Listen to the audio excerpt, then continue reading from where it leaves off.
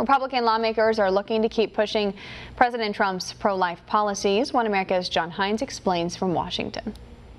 One of President Trump's first official actions in office was to reinstate, for the duration of his administration, the so-called Mexico City policy to bar U.S. aid from any group that provides or promotes abortion overseas.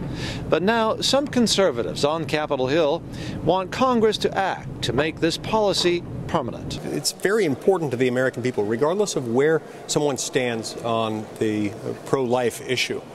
The overwhelming majority of Americans believe that the federal government shouldn't be funding abortion. It also shouldn't be funding abortion advocacy or counseling, in addition to the provision of abortion itself. So President Trump put that into law by executive order. We think that it needs to be made law. So I've introduced a bill that would make it law, make it permanent. Now called the Protecting Life in Global Health Assistance Policy, it was first established by Ronald Reagan in 1984 at a UN conference in Mexico City, and is commonly therefore known as the Mexico City Policy.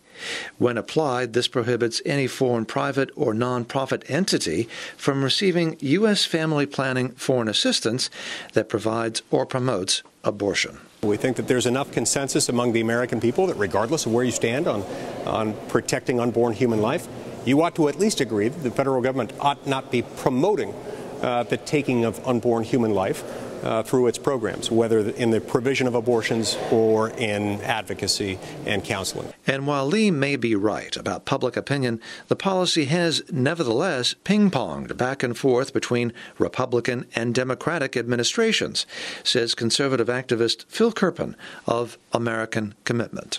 We've had this seesawing back and forth on this policy. The policy is typically in place when there's a Republican in the White House, and then it's rescinded when there's a Democrat in the White House, and it switches back and forth, and it's back in place now under President Trump. And I think what Senator Lee wants to do is force Congress to vote on making this permanent. So instead of going back and forth, it would be in the law, and then future presidents couldn't reverse it again. If the Republican-controlled Senate approves the bill, it could face long odds in the Democrat-controlled House.